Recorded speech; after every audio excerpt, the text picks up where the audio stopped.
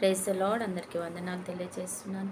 ఈరోజు దేవుడిచ్చినటువంటి వాగ్దానము ఫిలిప్పీలకు రాసిన పత్రిక 4వ అధ్యాయం 5వ వచనంలో వ్రాయబడినట్టుగా, మీ సహనము సకల జనులకు తెలియనియుడి, ప్రభువు సమీపంగా ఉన్నాడు.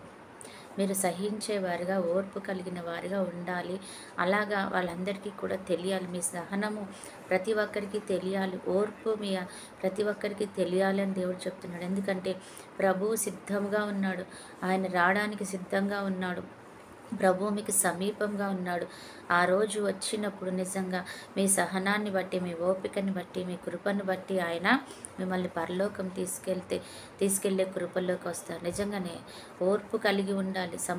సాత్వికులు ధన్యులు, వారు దేవుని రాజ్యంను స్వతంత్రించుకుందరు. దేవుని వాక్యం ఉంటుంది కదా. మనం సాత్వికం కలిగి, సమాధానం కలిగి, సహనం కలిగి, ఓపిక కలిగి ఎంతగా ఉంటే అంతగా దేవుడు హెచ్చిస్తాడు. తను తాను తగ్గించుకునేవాడు హెచ్చించబడునని వాక్యం సెలవిస్తుంది కదా. నువ్వు మరి ఈరోజు ఏ రీతిగా ఉన్నావో ఒకసారి మనం జ్ఞాపకం చేసుకోవాలి.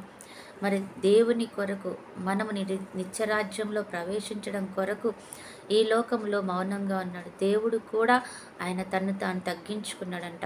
యేసుక్రీస్తు ప్రభు వారు ఈ లోకంలో ఉన్నప్పుడు ప్రతి విషయంలో ఆయన మీద ఉమ్ము వేసిన, ఆయనని హేళన చేసిన, అవమానం చేసిన, తన్నిన, పిడిగుద్దులు గుద్దిన ఆయన ఎంతగానో తగ్గించుకున్నాడట.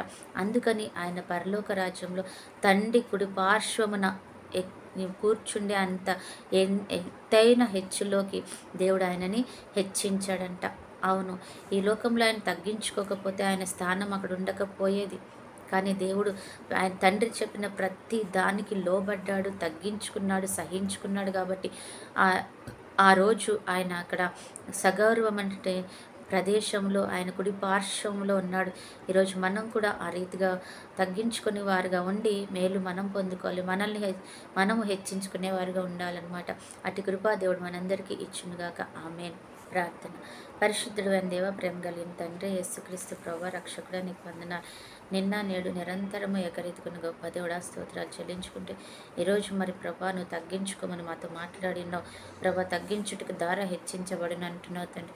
సహనం, సమాధానం, ఓపిక అవసరం అంటున్నావు తండ్రి. అవన్నీ మేము పొందుకునే కృపను దయచేయండి. మరి ఎంతమంది బిడ్డలైతే ఈరోజు ఎంతగానో సహిస్తూ, ఓపిక పడుతూ, భరిస్తూ ఉన్నారు, వారిని జ్ఞాపకం చేసుకొని విడుదల దయచేయండి తండ్రి, సహాయం చేయండి. అలాగే ఈరోజు ఎంతమంది బిడ్డలైతే ప్రభా అయా ఆర్థికంగా, మరి ప్రభ సామాజికంగా, కుటుంబ పరంగా తండ్రి ప్రవేశ ఇరుకులో, ఇబ్బందుల్లో ఉంటూ నేను వేడుకుంటున్నారు ప్రభా. మంచి ఆయుష్, ఆరోగ్యం, కృపా, కాపుతల, దీర్ఘాయుష, సమాధానం, సంతోషం, మంచి ఐశ్వర్యం, కృపా దయచేయండి. అలాగే ఈరోజు బర్త్డే, మ్యారేజ్ డే జరుపుకుంటున్న బిడ్డలు కూడా జ్ఞాపకం చేసుకోమని యేసయ్య శ్రేష్ఠ నామములో ప్రార్థిస్తూ వేడుకుంటున్నాం తండ్రి. ఆమేన్.